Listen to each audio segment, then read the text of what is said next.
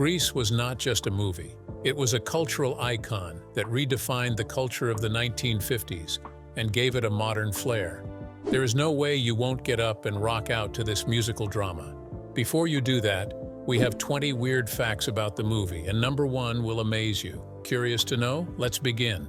Number 20, Olivia Newton-John's real age. Many people are carried away by Olivia's spectacular performance. She acts so seamlessly that you would have to doubt whether she isn't truly a teenager or something close to it. Olivia was way older than the teenage circle. She was 29 when she acted in the movie Grease. Everyone was unsure whether she could play the teenage role. The age difference raised a significant concern. The producer spent sleepless nights deciding who should play the role of Sandy. Many names were considered, including Marie Osmond. Marie could have been the perfect pick, considering her sweet and bubbly appearance. However, Olivia's captivating voice and lively disposition are too tempting to ignore. You know what happened thereafter. Olivia took the role of Sandy while Marie and the other actresses were dropped off. However, the big challenge remained Oliver's age. The crew member doubted if she would be able to translate the teenage look considering her advanced age and appearance. However, that later proved to be no barrier.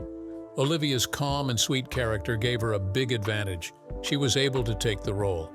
Many audiences will not object if told she was a teen. The success didn't happen without challenge.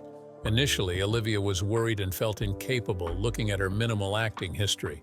She got it figured out, and that was the best thing to do. Another big reason why Olivia became the perfect choice for the role of Sandy was her success as an Aussie country pop star, the biggest rave among teens. Number 19, Travolta campaigned to play Zuko. Jimmy Fallon for the first time. Oh my gosh. You think you're dreaming? You will ask, do actors campaign for a role before being cast? That is the weirdest thing to do. Acting is not a matter of politics. Strangely, John Travolta was so confident of perfectly acting the role of Danny Zuko that he had to campaign. Good thing the move paid off. Travolta believed that his great performance as Tony Manero in the 1977 American dance drama Saturday Night Fever would make him a good match for Danny Zuko. Tony Manero's character, the king of the dance floor and disco star, bore a resemblance to Danny Zuko's role. Many people believed Travolta would be the final pick. However, it wasn't that easy. Travolta is no stranger to the Grease movie. He was cast in the stage version of the film, playing a different character from Danny. He feared that he might be pushed to retake his stage character, but Travolta felt that he was bigger than such a role. Considering his remarkable success in Saturday Night Fever, he wanted the major role of Danny Zuko. Some critics also expressed skepticism about Travolta's ability to interpret Danny Zuko's role effectively. They believed that Travolta's rugged character in Tony Manero was a big contrast to Danny Zuko, a soft and funny character. Travolta didn't see it from that angle. He believed he was versatile enough. To him, the new role was an easy pass since it was more about musical theater, a drama genre with which he was well connected. Fortunately, Travolta was chosen for the role and he didn't disappoint. He perfectly played the role, gave it life, and was highly appreciated for it. Number 18. Most of the cast are unimaginably older than real high school students. For a drama to be successful, the cast must be able to relate to the script. The storyline of Grease revolved around teenagers, so one would expect the characters to be of teenage age, especially the lead characters.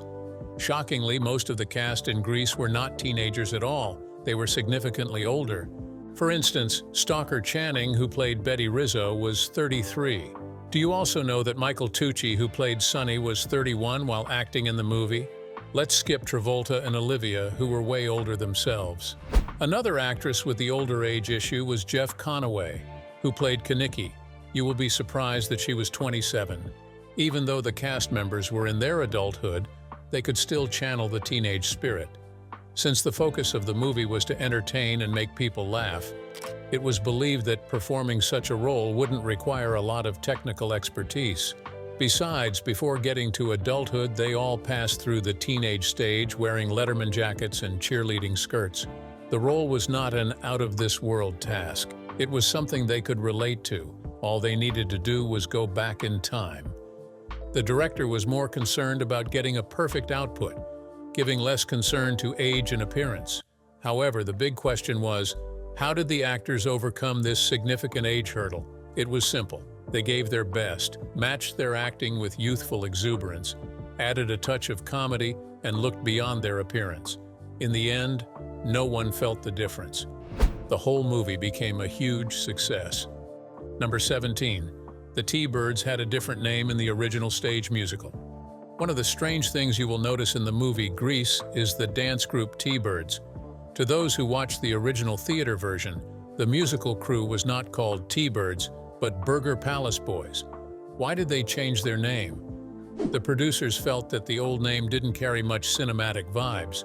They wanted something that would fit in better, a sharp, classy, and trendy name, rather than a boring, traditional one. TIrds sounded more conventional and relatable in the high school circle. It went hand in hand with the greasy culture, flying leather jackets, sleek cars, and rock and roll music.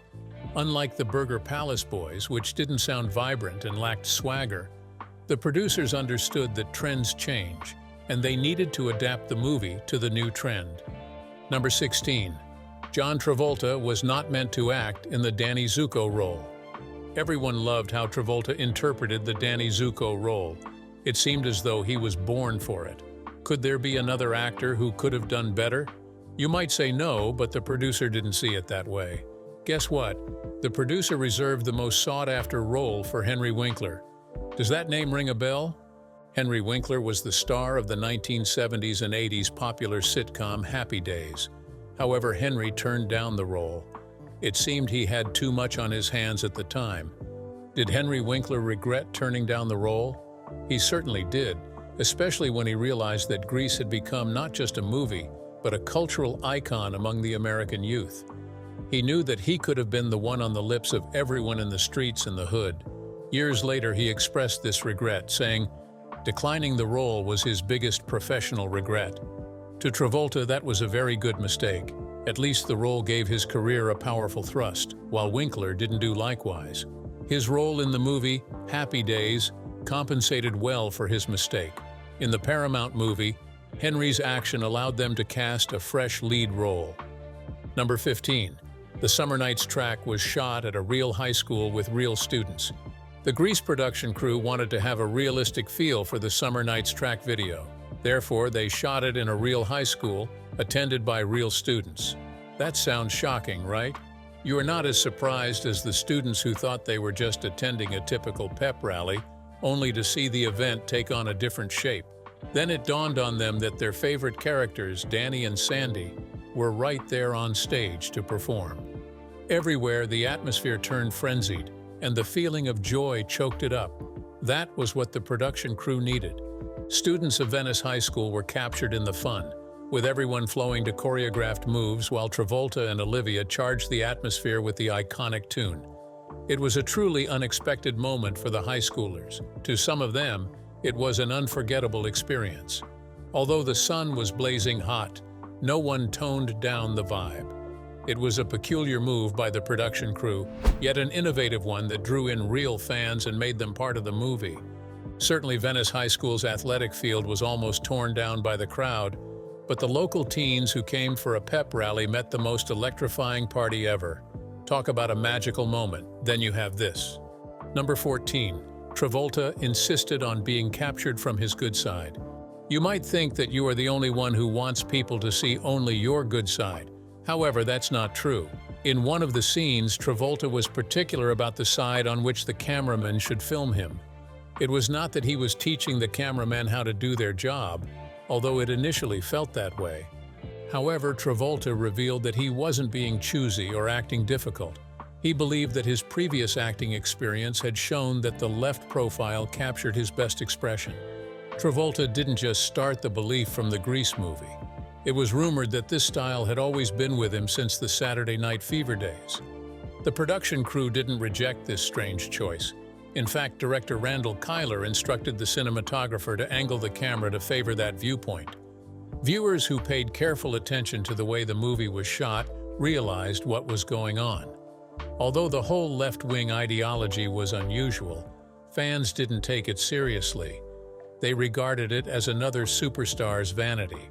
However, the decision wasn't bad after all. It gave the scene its uniqueness, and of course revealed Travolta's good side as he believed.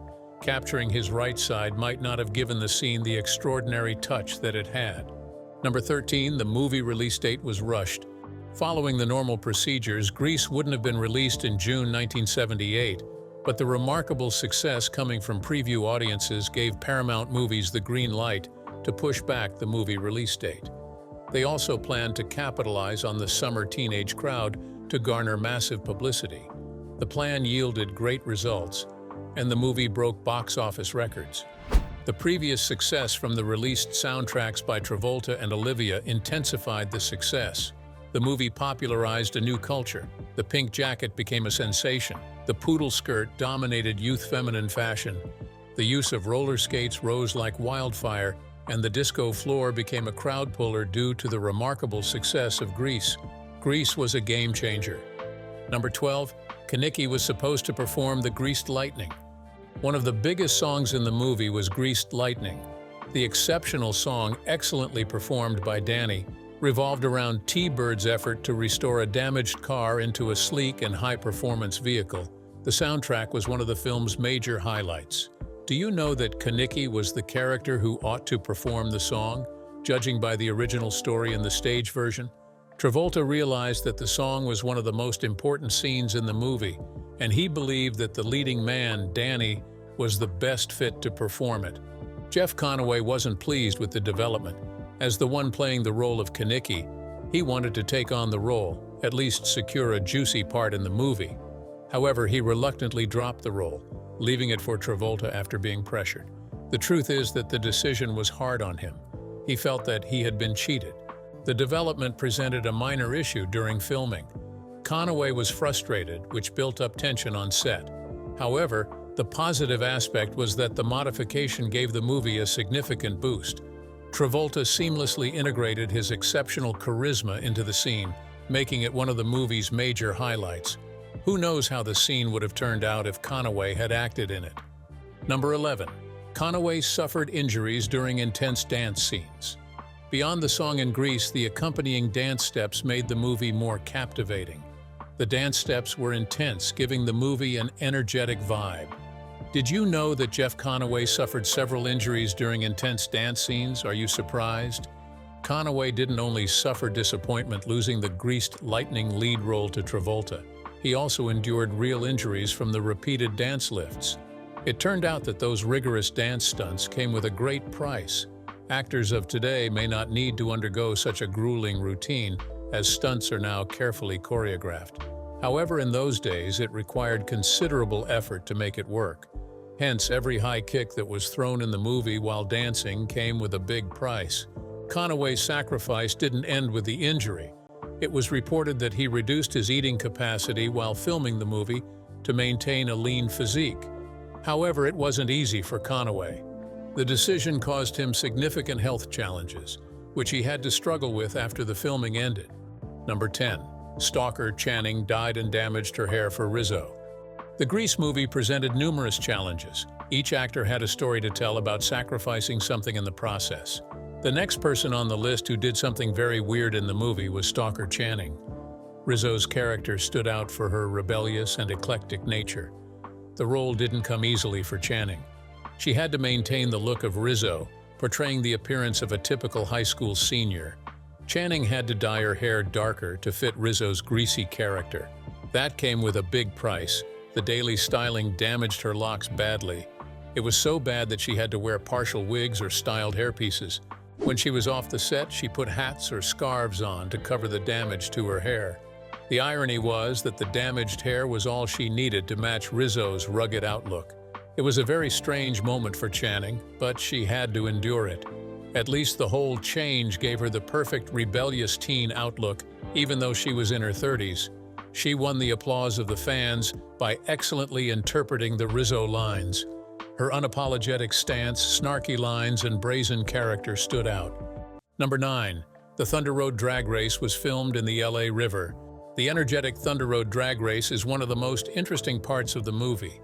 Danny and Leo Craterface Balmudo engaged in a hot chase, revealing a big rivalry between the T-Birds and the Scorpions. Where do you think this phenomenal scene was filmed? The Los Angeles River. That was the most unusual place to film such a scene. However, the producer considered the creative angle. The river usually has an eerie reality at night.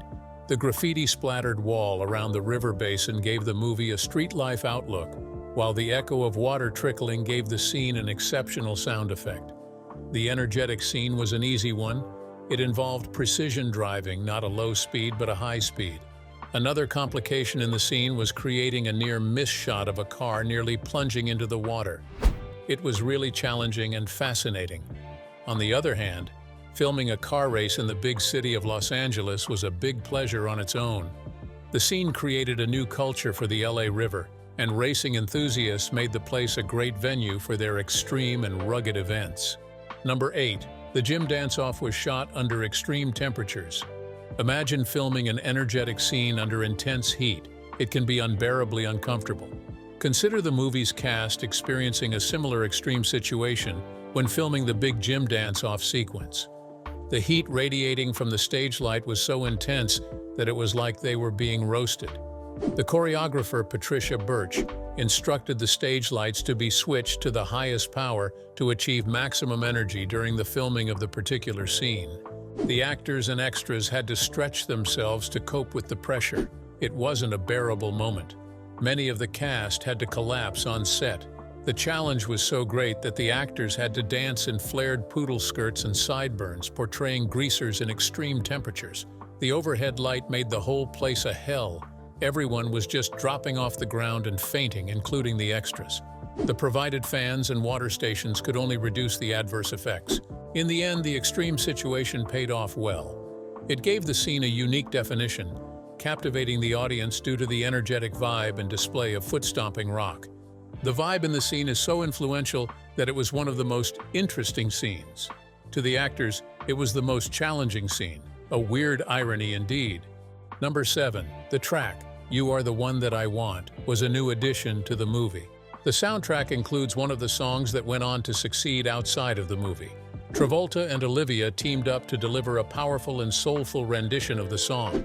It is not a surprise that the song got wide acceptance by fans all over the world, leading charts worldwide and being credited as one of the best-selling singles of all time. The music performed far better than its expectations. What was the charm behind the song? The attractive aspect of the song was the expression of love between the two main characters, Danny and Sandy. It marked a transformation in Danny's character. He was no longer the macho figure he had been before, and his vulnerable side was revealed. A large number of people could relate to this turn in the story, as it was more or less like expressing to the world the reality that lies behind the love scene. You should not, because the song was not in the original stage play. The director decided to incorporate it, making the storyline more robust and shifting the reality from the 1950s into a more modern form that is relatable to the 1970s era. Another interesting thing about the soundtrack was the iconic performance that followed it. The movie, video, and live performance made by Travolta and Olivia were an exceptional act, winning widespread acclaim and support worldwide. Imagine this song not being added to the movie. That would have been a significant minus to the movie's success. Number 6. It was not an easy ride for Olivia to embody Bad Sandy. Sandy's transformation from the good girl she was throughout the movie to a bad girl toward the end was a significant change for Olivia. To her, it was the most complicated part of her script. She had to devote a great deal of energy and attention to this pivotal moment in her character. For the fact that Olivia did not match up with the teenage reality of the movie, she was an adult. As a 28-year-old lady, her mature perspective about life would have been a drag. She was to wipe away what she knew and try to portray teenage innocence, a reality that was far from who she truly was. Fitting it to a new character was not enough. She had to fit into very tight pants. This turned out to be another big challenge. Olivia's body could not fit into the new style. Unbelievably, the costume team had to devise a very ingenious technique to solve the problem, stitching her in. Another great challenge was building a connection with Travolta. It was like forming a bond with him.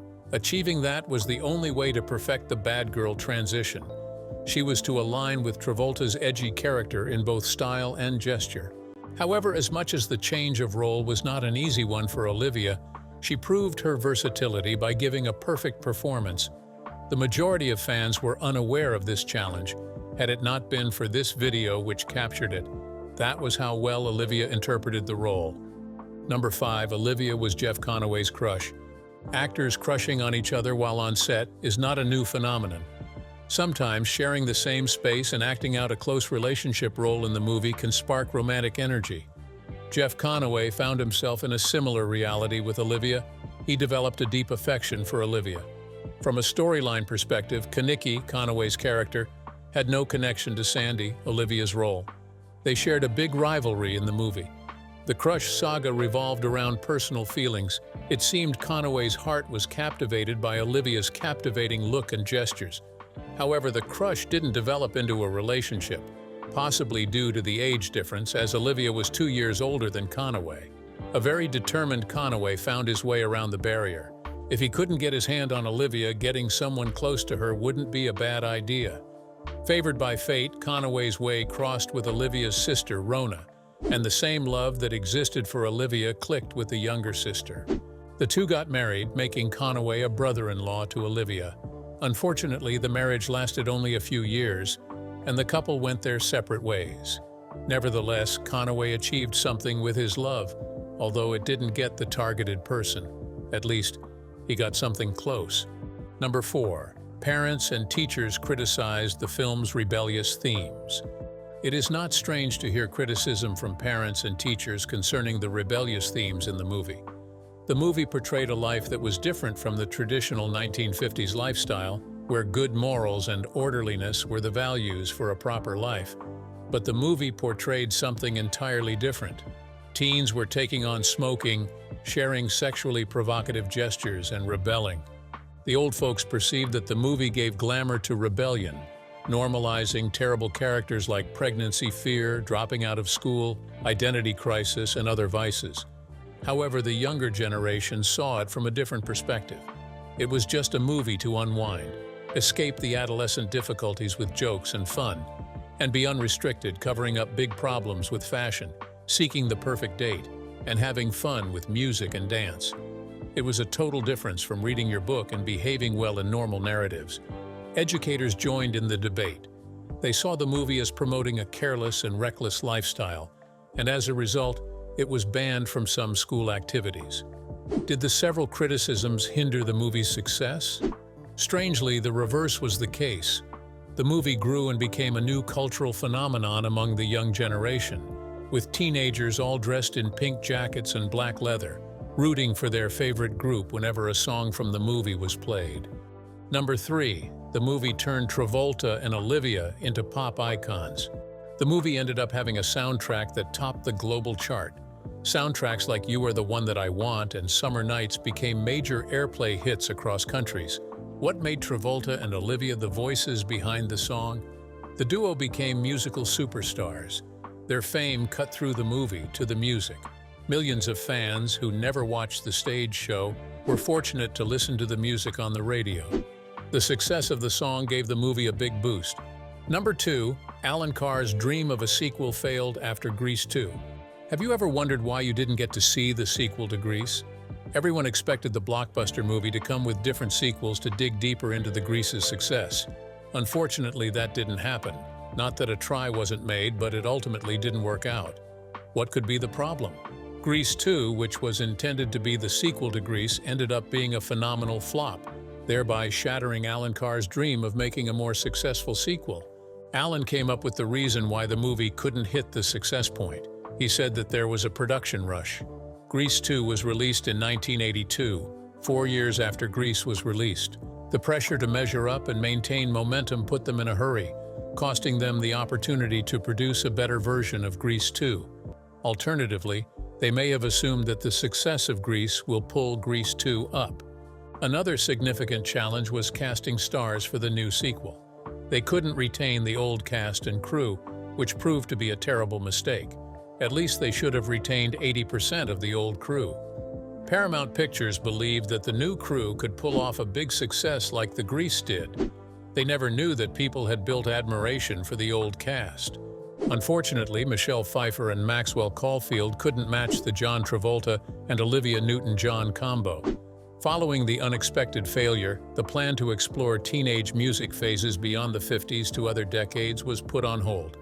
Number 1. Olivia was sewn into her pants. This fact is quite unusual. It is entirely against the norm. Why will you be sewn into your pants? It was so strange, even to Olivia, who at least expected that to happen. The whole situation was the most awkward moment for her. You might wonder how it happened. Olivia was meant to wear a tight pair of pants in the final scene. It turned out that her body wasn't suited for such a modification. Also, the pants were extremely tight. You can guess what happened thereafter. The seam got ripped during a dance rehearsal. To avoid this wardrobe malfunction, they stitched her into the trousers every morning. The second challenge was that she needed to wear pants until filming was done for the day. How uncomfortable was that? Olivia had to endure the whole situation. However, in the last scene, most fans could see an innocent Sandy turning into a seductive bad girl. As Olivia performed that captivating dance move wearing a tight fit, she was in intense discomfort. How weird. Which of the facts sounds very weird to you? Let us know in the comments, and don't forget to like and share this video. Please click the subscribe button and then click on the video that appears next to your screen.